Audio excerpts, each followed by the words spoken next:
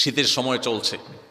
শীতের এই মৌসুম উপলক্ষে আপনাদেরকে আমি ছোট ছোট করে কয়েকটি বিষয় বলতে চাই। প্রথম কথা হলো, সহিহ বুখারীর হাদিসের আলোকে এটি জাহান্নামের ছোঁয়া ভাব, কিভাবে ভাব কোন প্রক্রিয়ায় দুনিয়াতে আসে সেটা একমাত্র আল্লাহ তাআলা ভালো জানেন।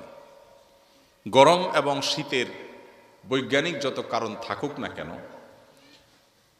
নবী করিম সাল্লাল্লাহু আলাইহি সাল্লাম থেকে বিশুদ্ধভাবে প্রমাণিত হাদিসের আলোকে আমরা নিশ্চিন্তে বা নিশ্চিতভাবে বলতে পারি যে এটার আসল সূত্র, মানুষ কিছু সূত্র আবিষ্কার করতে পারে, এর গোড়া থেকে গোড়ার সূত্র যেটা সেটা হলো জাহান্নাম।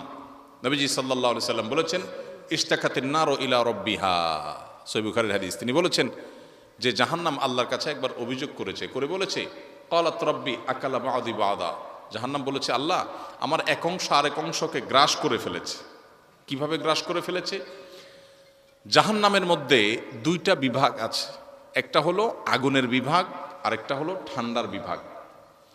জাহান্নামীদেরকে, পাপিষ্ঠদেরকে আগুন দিয়ে শাস্তি দেওয়া হবে, আবার ঠান্ডা দিয়েও শাস্তি দেওয়া হবে। আল্লাহ তাআলা আমাদের সবাইকে জাহান্নামের আযাব থেকে রক্ষা পাওয়ার তৌফিক দান করুন। প্রিয় ভাইরা আমার, জাহান্নামের আগুনের তীব্রতা কতটা? নবীজি সাল্লাল্লাহু আলাইহি সাল্লামের হাদিস বলছে, দুনিয়াতে আগুন যত তীব্র হতে পারে, দুনিয়াতে সব আগুন তো একরকমের না। চুলার আগুনের তীব্রতা একরকম, আবার ফ্যাক্টরিতে যে আগুন জ্বালানো হয় সেটা তীব্রতা আরেক রকম, আগ্নেয়গিরির তীব্রতা ভিন্নতর। যখন অন্য কোনো দুর্ঘটনা ঘটে, ইনসিডেন্ট ঘটে, বা আরও বিভিন্ন আগুন আছে, সেগুলোর তীব্রতার মাত্রা আরও বেশি। দুনিয়ার আগুন যত তীব্র হতে পারে, জাহান্নামের আগুন তার চাইতে 70 গুণ বেশি তীব্র। আল্লাহ তাআলা আমাদেরকে হেফাজত করুন। আর ঠান্ডাও একই রকম। তো অতিরিক্ত গরম হলে কি হয়? এই যে পাতিলে যখন রান্না করা হয়, মা চাচিরা যখন ভাত রান্না করেন, তখন ঢাকনা দিয়ে দিলে অতিরিক্ত গরম হলে মনে হয় যে ব্রাস্ট হয়ে যাবে, এরকম অবস্থা হয় না? তো জাহান্নামকে উত্তপ্ত করা হচ্ছে। অতিরিক্ত উত্তাপের কারণে জাহান্নামের এক অংশ আরেক অংশকে গ্রাস করার মতো, রাক্ষসের মতো অনেক প্রাণী নিজের বাচ্চা কামড় দেয়, নিজের শরীর কামড় দেয়। অতিরিক্ত রাক্ষসের ভাবের কারণে জাহান্নামের এক অংশ আরেক অংশকে খেয়ে ফেলার অবস্থা হয়ে গেছে। তখন জাহান্নাম আল্লাহর কাছে বলেছে, জাহান্নামের ভাষা আল্লাহ বুঝেন, যে আল্লাহ আমার এক অংশ আরেক অংশকে খেয়ে ফেলছে। ফাআযিনা লাহা বিনাফাসাইন, নবীজি বলেছেন, তখন আল্লাহ তাআলা জাহান্নামকে দুইটা নিঃশ্বাস ছাড়া সুযোগ দিয়েছেন। নাফাসুন ফিস সাইফ ওয়া নাফাসুন ফিস শীতা, একটা নিঃশ্বাস গরমে আর একটা নিঃশ্বাস শীতে ছাড়ার সুযোগ দিয়েছে। জাহান্নাম ছেড়েছে। ফাহু আশাদ্দু মা তাজিদুনাহু মিনাল হার ওয়া আশাদ্দু মা তাজিদুনাহু মিনাজ জামহারির।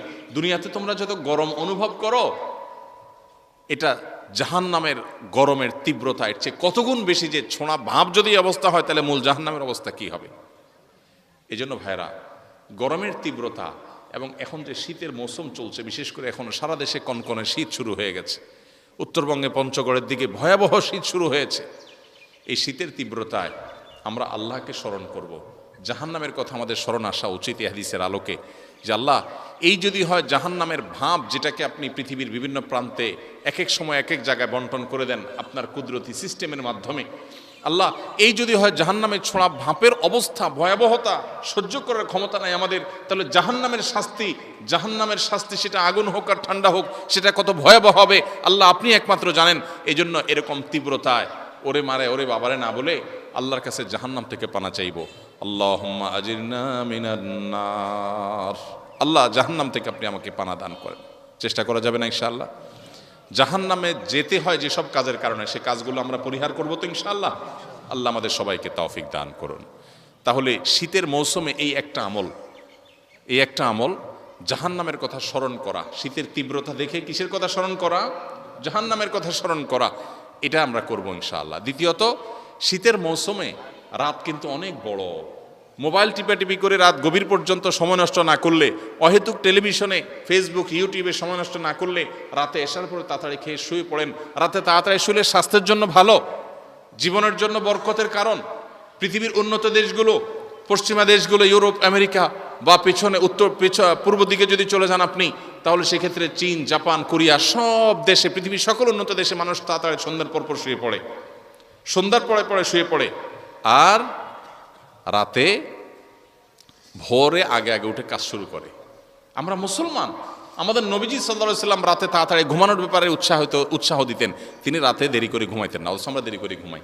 শীতের দিন যদি আপনি রাতে তাড়াতাড়ি ঘুমান, তাহলে ভোর রাতে দেখবেন তাহাজ্জুদ পড়ার তৌফিক হয়ে গেছে ইনশাআল্লাহ। নবী সাল্লাল্লাহু আলাইহি সাল্লাম বলেছেন, আল গানিমাতুল বারিদা আস-সাওমু ফিশ শিতা। শীতল সুবর্ণ সুযোগ হলো শীতের দিনে দিনটা থাকে ছোট, ক্ষুধা লাগে কম, রোজা রাখা আর রাতে তাহাজ্জুদ পড়ার সুযোগ। এটা গরমের দিনে হয় না।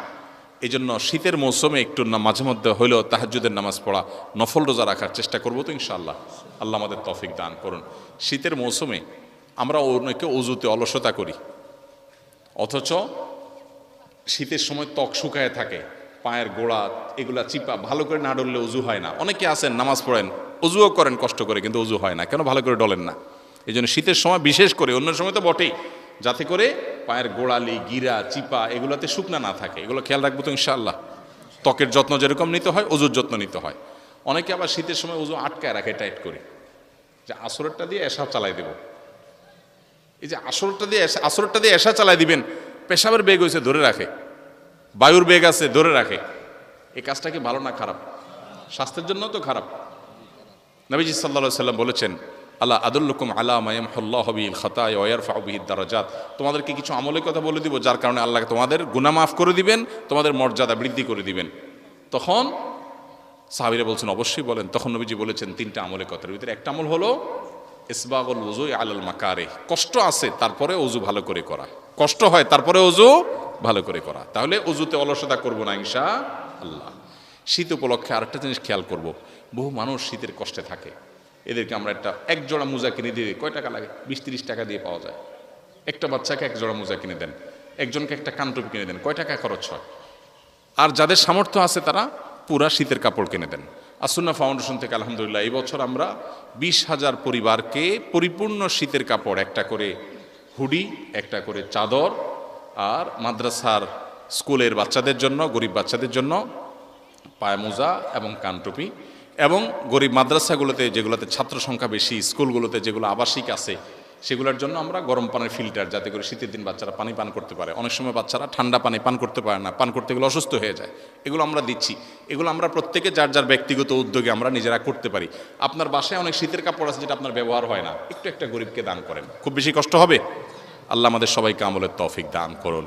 বাস, কথা এখানে শেষ। এখন আজান হবে ইনশাআল্লাহ, সেজন্য আমি কথা এখানে শেষ করছি।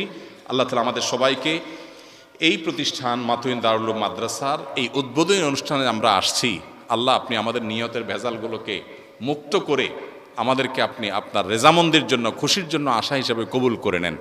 আসসালামু আলাইকুম প্রিয় ভাই বন্ধুরা, আশা করি আপনারা অনেক ভালো আছেন, সুস্থ আছেন। এই কারণে আমার এই ভিডিওগুলো আপনারা ধীরে সুস্থে শুরু থেকে লাস্ট অবধি দেখছেন। অনেক অনেক ধন্যবাদ। আমি অনেক খুশি হয়েছি আপনাদের প্রতি। তো এই রকম নিত্য নতুন ভিডিও পাওয়ার জন্য আমাদের চ্যানেলটা সাবস্ক্রাইব করে আমাদের পাশে থাকবেন।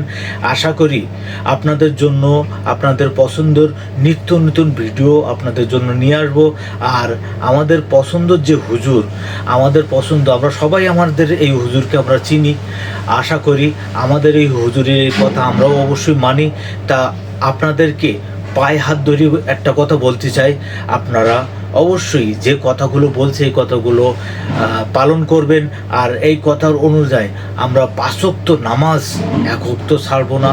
আর খালি ওয়াজ শুনলে হবে না, 5 ওয়াক্ত নামাজ পড়তে হবে, তা ইবাদতও করতে হবে, পালনও করতে হবে। তা আশা করি আমার এই নিত্য নতুন ভিডিও দেখে আপনারা অনেক অনুপ্রাণিত হন। এর কারণে এই ভিডিও দেখে আপনাদের যদি দিলের ভিতরে একটা ওয়াক্ত নামাজ আমি আপনাদেরকে পড়াতে পারি, আশা করি আমি আল্লাহর কাছ থেকে আমার এইটাই কামনা যে আমার ভিডিওগুলো যারা যারা দেখতেছে তারা যেন 5 ওয়াক্ত নামাজই হয়। তা সবাই ভালো থাকেন, সুস্থ থাকেন। বিদায় নিচ্ছি। নেক্সট কোনো ভিডিও আপনাদের সাথে আবার দেখা হবে। আল্লাহ হাফেজ। আসসালামু আলাইকুম ওয়া রাহমাতুল্লাহি ওয়া বারাকাতুহু।